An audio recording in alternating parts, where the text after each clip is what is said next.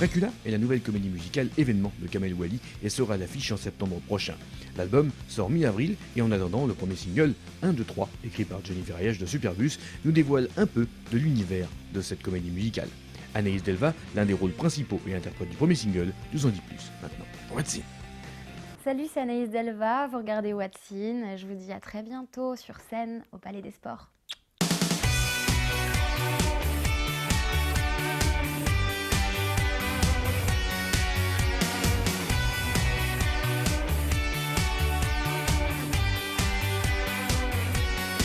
Moi je ne suis pas farouche, mais j'embrasse pas sur la bouche. Je préfère qu'on me saigne plutôt que de dire je t'aime.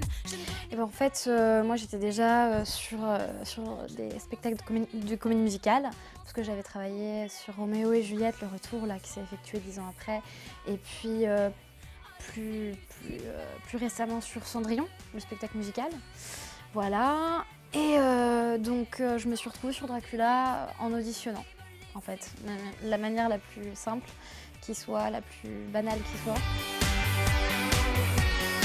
Moi je suis libre comme l'air, on me désire, je me sers. Le choix est bien difficile entre ces garçons faciles. Je vis sans état d'âme et l'état me m'envie. J'abuse de tous mes charmes et je désobéis. Je suis vraiment dedans et je suis pas là par hasard. J'ai pas un parcours où je me suis dit tiens, je vais faire un projet perso et puis je vais utiliser une comédie musicale pour être un tremplin. Pas du tout, ça a toujours été les comédies musicales le but. Et ça, c'est depuis longtemps, parce que j'étais gamine, j'étais absolument folle de Starmania. Quand Notre-Dame, toute cette vague de musicales sont arrivées en France, j'ai été séduite et puis j'étais très contente de voir que il y avait des projets où on pouvait à la fois chanter, jouer, danser. Moi, j'avais envie de tout faire, j'avais pas envie de sacrifier l'un pour l'autre. Et voilà, c'était vraiment un beau moment pour moi, hein, parce que la génération d'avant, c'était plus compliqué.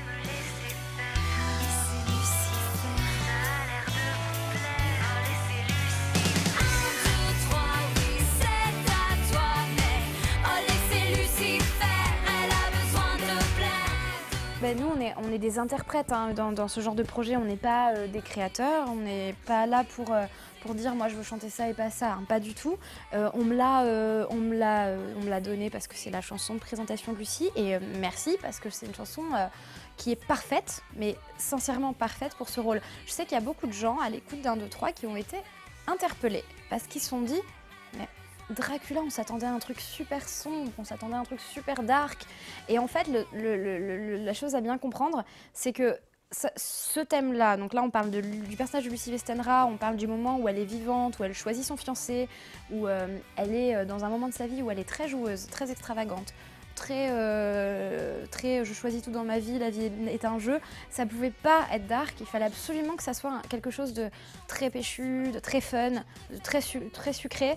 Et très sincèrement, dans le paysage musical français, Superbus était juste, voilà, c'était juste la couleur musicale parfaite.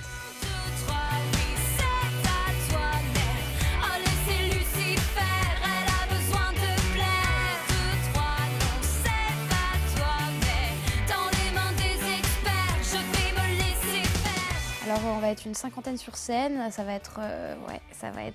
c'est Kamel. Hein. Kamel c'est quelqu'un qui excelle dans le visuel. Donc ça a pu être vu dans tous les spectacles qu'il a fait. Et Cléopâtre encore voilà, c'était un exemple parfait. Visuellement on s'en prend plein les yeux. Et là ça va être pareil, on va avoir des danseurs, des artistes de cirque. On va avoir de la 3D relief, on va avoir de l'illusion parce qu'il collabore avec Dany Larry qui est exceptionnel, illusionniste hallucinant. On a beaucoup de chance sur ce coup-là parce qu'on arrive vraiment à un moment où Kamel est en train de préparer son bébé. C'est vraiment son spectacle, je pense que ça va être un peu son apogée. Elle a besoin de plaire, 2, 3, non, c'est pas toi, mais dans les mains des experts, je vais me laisser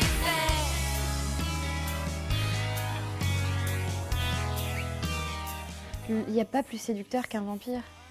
Le vampire, il intrigue, il est mystérieux, qu'il soit physiquement beau ou alors qu'il ait une gueule cassée comme dans le Dracula de Coppola, il est beau quoi. Parce qu'il est tellement... on n'arrive pas à le percevoir, on n'arrive pas à le saisir. C'est très humain, on est toujours attiré parce qu'on n'arrive pas à comprendre. Donc moi quand j'étais ado, j'étais amoureuse d'Angel. Voilà, il avait ce côté très ténébreux, je parle pas trop, j'en ai pas. Et ça c'est le vampire quoi. Quand je regardais Entretien avec un vampire, c'est évident que j'étais aussi amoureuse de Brad Pitt, et que quand je regardais La Reine des damnés, pareil, et à chaque fois ça marche quoi.